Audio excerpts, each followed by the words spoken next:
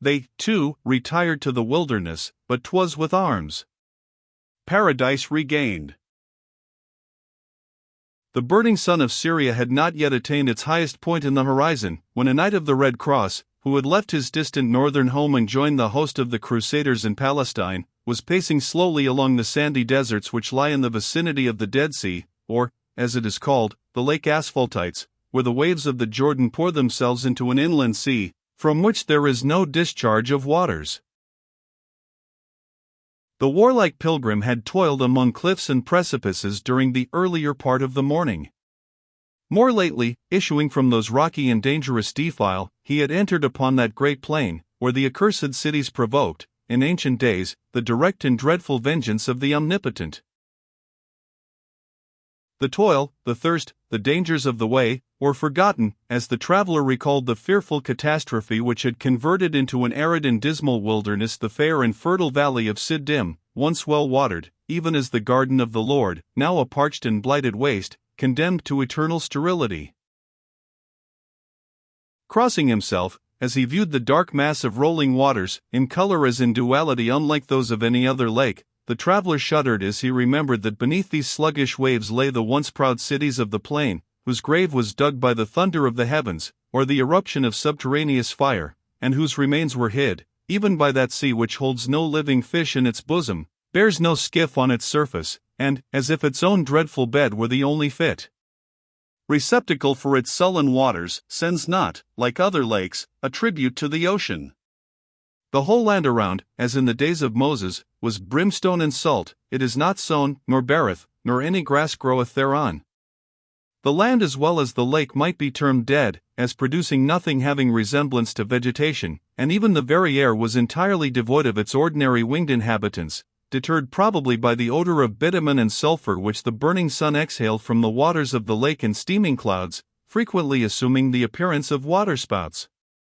Masses of the slimy and sulphurous substance called naphtha, which floated idly on the sluggish and sullen waves, supplied those rolling clouds with new vapors, and afforded awful testimony to the truth of the Mosaic history.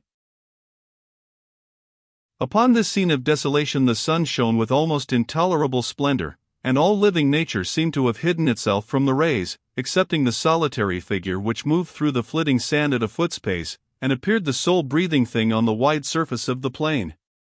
The dress of the rider and the accoutrements of his horse were peculiarly unfit for the traveler in such a country.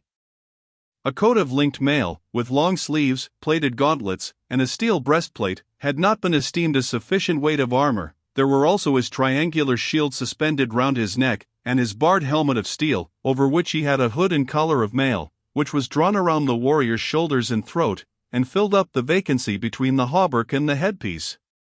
His lower limbs were sheathed, like his body, in flexible mail, securing the legs and thighs, while the feet rested in plated shoes, which corresponded with the gauntlets. A long, broad, straight-shaped, double-edged falchion, with a handle formed like a cross, corresponded with a stout poniard on the other side. The knight also bore, secured to his saddle, with one end resting on his stirrup, the long steel-headed lance, his own proper weapon, which, as he rode, projected backwards, and displayed its little pennoncelle, to dally with the faint breeze, or drop in the dead calm. To this cumbrous equipment must be added a surcoat of embroidered cloth, much frayed and worn, which was thus far useful that it excluded the burning rays of the sun from the armor, which they would otherwise have rendered intolerable to the wearer. The surcoat bore, in several places, the arms of the owner, although much defaced. These seemed to be a couchant leopard, with the motto, "I sleep, wake me not." An outline of the same device might be traced on his shield, though many a blow had almost effaced the painting.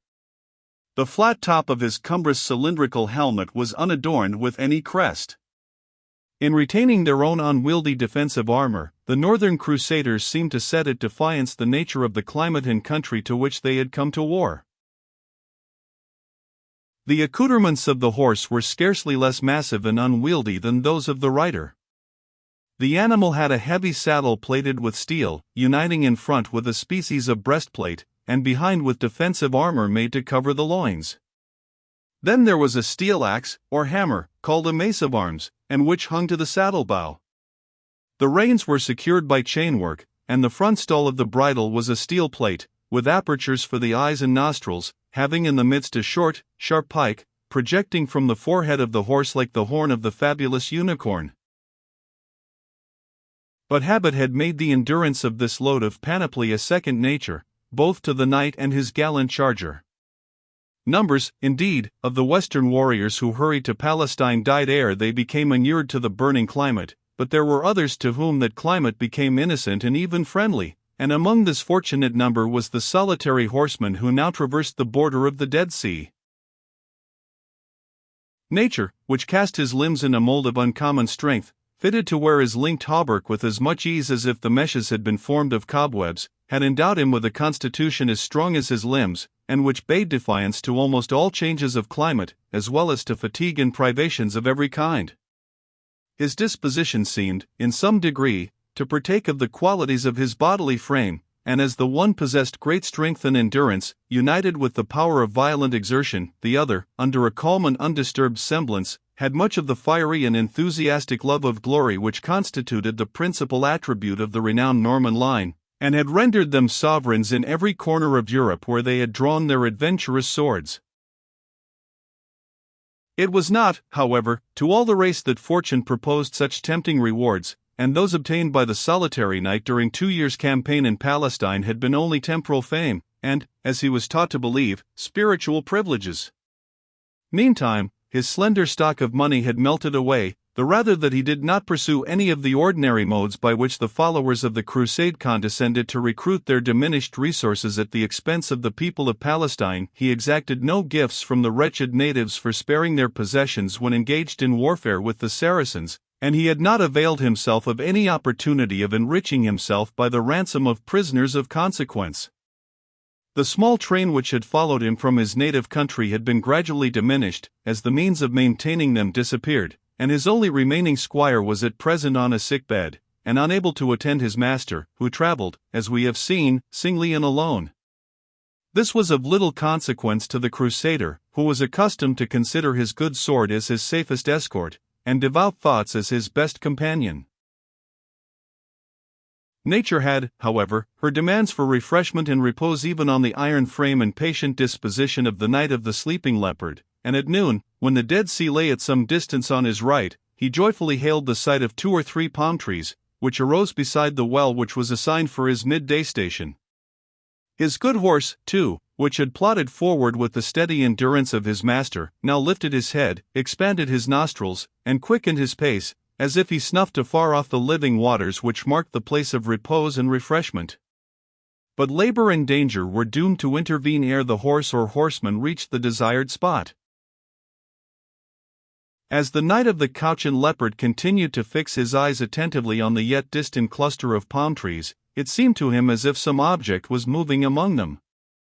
The distant form separated itself from the trees, which partly hid its motions, and advanced towards the knight with a speed which soon showed a mounted horseman, whom his turban, long spear, and green caftan floating in the wind, on his nearer approach showed to be a Saracen cavalier. In the desert, saith an Eastern proverb, no man meets a friend. The Crusader was totally indifferent whether the infidel, who now approached on his gallant barb as if borne on the wings of an eagle, came as friend or foe. Perhaps, as a vowed champion of the cross, he might rather have preferred the latter. He disengaged his lance from his saddle, seized it with the right hand, placed it in rest with its point half elevated, gathered up the reins in the left, waked his horse's mettle with the spur, and prepared to encounter the stranger with the calm self-confidence belonging to the victor in many contests.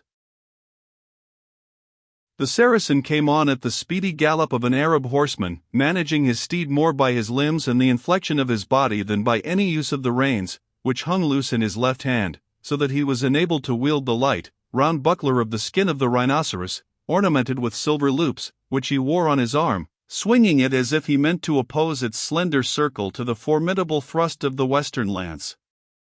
His own long spear was not couched or leveled like that of his antagonist, but grasped by the middle with his right hand, and brandished at arm's length above his head. As the cavalier approached his enemy at full career, he seemed to expect that the Knight of the Leopard should put his horse to the gallop to encounter him. But the Christian knight, well acquainted with the customs of Eastern warriors, did not mean to exhaust his good horse by any unnecessary exertion, and, on the contrary, made a dead halt, confident that if the enemy advanced to the actual shock, his own weight, and that of his powerful charger, would give him sufficient advantage, without the additional momentum of rapid motion.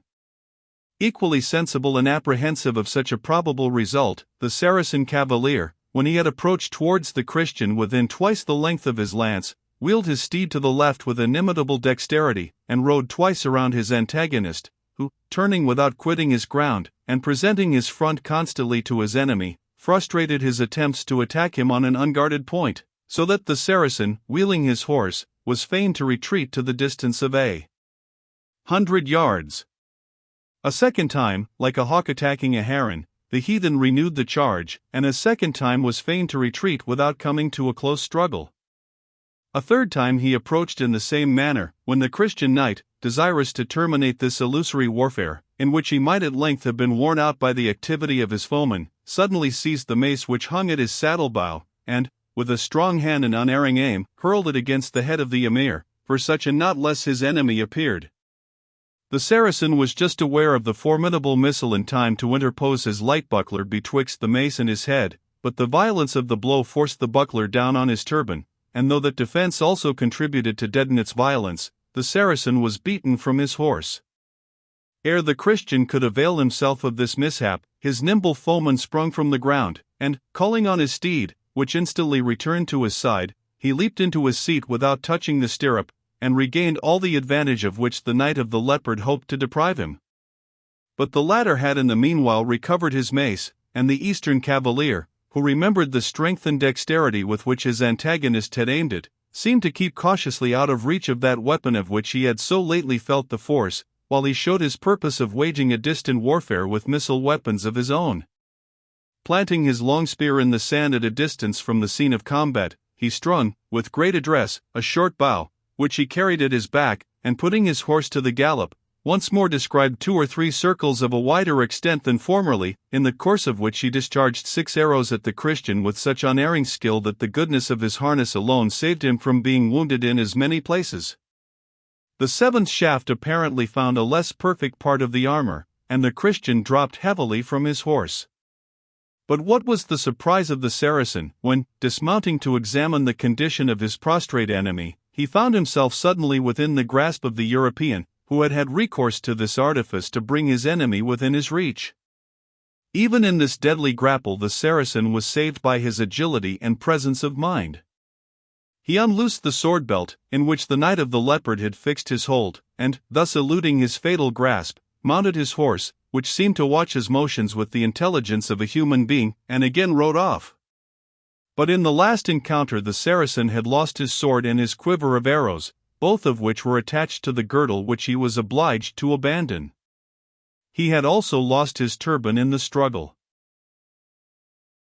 These disadvantages seemed to incline the Moslem to a truce.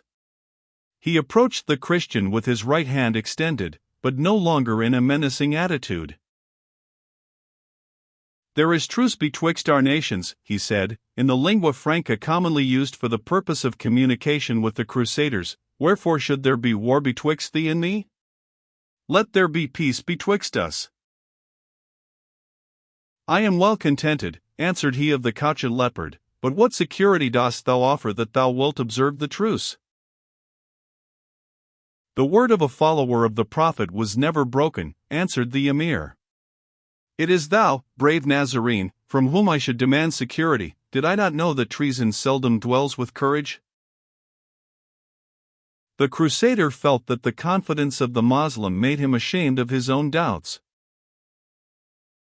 "By the cross of my sword," he said, laying his hand on the weapon as he spoke, "I will be true companion to thee, Saracen, while our fortune wills that we remain in company together." "By Muhammad, Prophet of God, and by Allah, God of the Prophet," replied his late foeman, "there is not treachery in my heart towards thee. And now wend we to yonder fountain, for the hour of rest is at hand, and the stream had hardly touched my lip when I was called to battle by thy approach." The Knight of the Couchant Leopard yielded a ready and courteous assent, and the late foes, without an angry look or gesture of doubt, rode side by side to the little cluster of palm trees,